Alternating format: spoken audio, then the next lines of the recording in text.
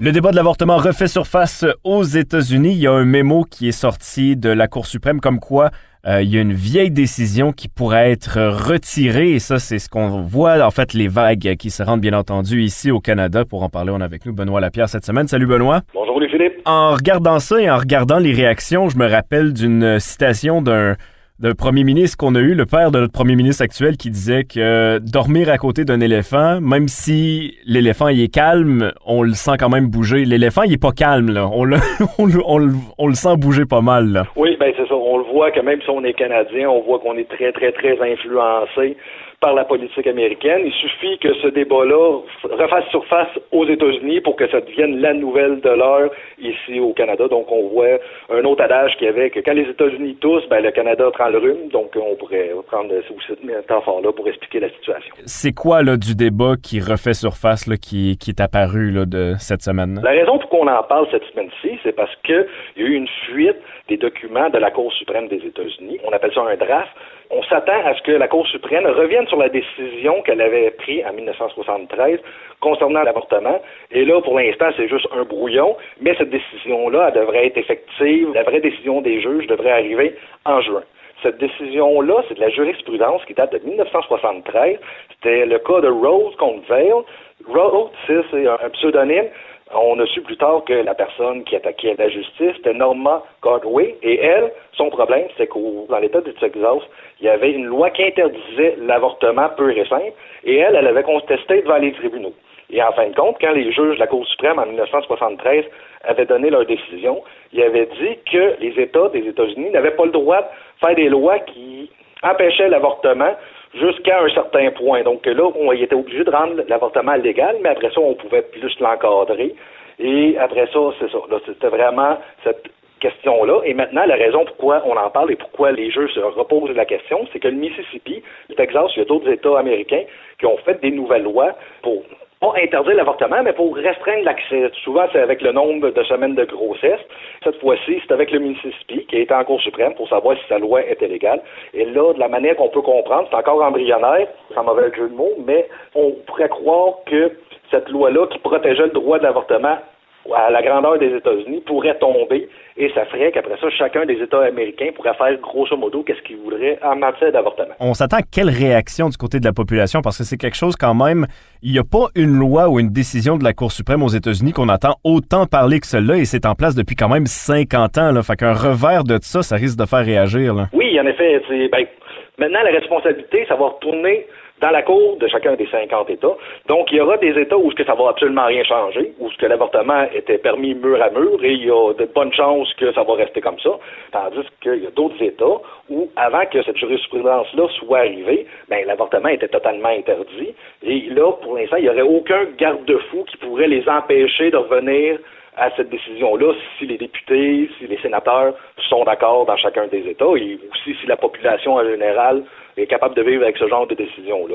Donc, on peut s'attendre, si cette décision de la Cour suprême est effective, il y a des grandes chances que le débat va pas être fermé et après ça, la seule chose bien dans toute cette affaire-là, c'est que ces décisions-là vont sortir du cadre juridique et ça va revenir du côté législateur, donc ça va revenir un débat public et ça va être des personnes élues qui vont légiférer là-dessus au lieu d'être des juges que eux ne sont pas redevables de la personne, tandis que des hommes politiques sont redevables de la population.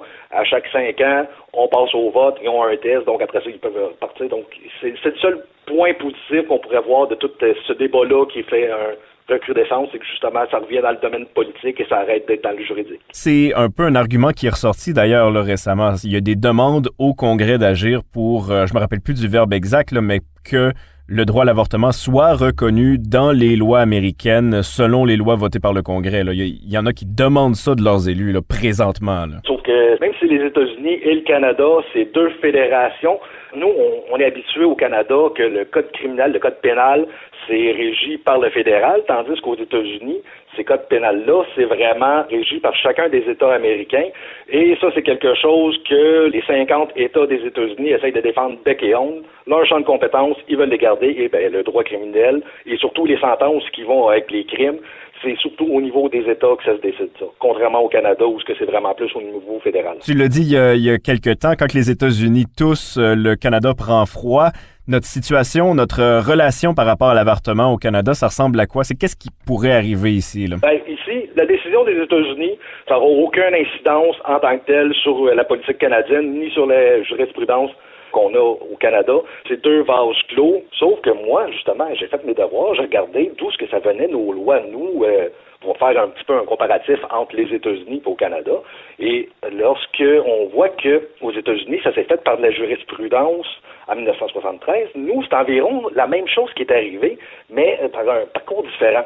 Nous, jusqu'en 1969, l'avortement était illégal mur à mur. Et en 69, le gouvernement avait fait une loi comme quoi qui disait que l'avortement était permis si la grossesse ça mettait en danger la vie de la mère.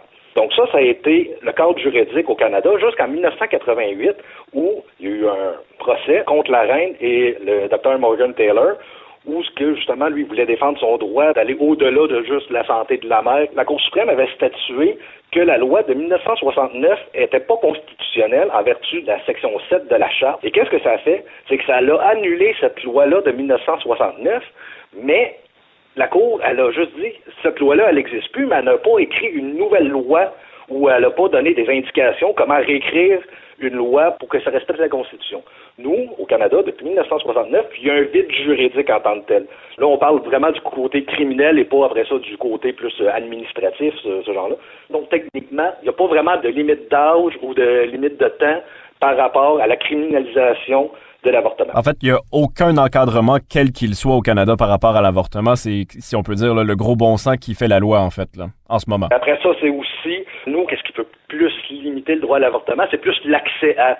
On sait que dans certaines provinces, surtout en maritime, ils ont de la misère à avoir des cliniques d'avortement. Il y a certaines personnes qui sont obligées de changer de province pour avoir accès. Une autre chose aussi qu'on pourrait dire, c'est que justement, pour les personnes qui ont peur, c'est que pour interdire l'avortement, ce serait pas comme aux États-Unis que c'est un renversement de jurisprudence, tandis qu'ici, si on voudrait restreindre le droit à l'avortement, il faudrait vraiment que les députés au fédéral, ça c'est pas les provinces, c'est vraiment au fédéral, se mettent ensemble pour voter une loi pour réduire le droit d'avortement. Et là, quand on voit dans les sondages, on le voit aussi avec la course au leadership au Parti conservateur, même s'il y a des militants très bruyants, pro-vie, ben c'est pas avec ce genre d'enjeu-là qu'on gagne des élections au Canada. On l'a vu avec Andrew Scheer lors de sa campagne électorale, où ce que vraiment, lors du débat, il s'avait enfargé les pieds avec ça, et on peut même peut-être mettre cet errement-là pour expliquer sa défaite électorale.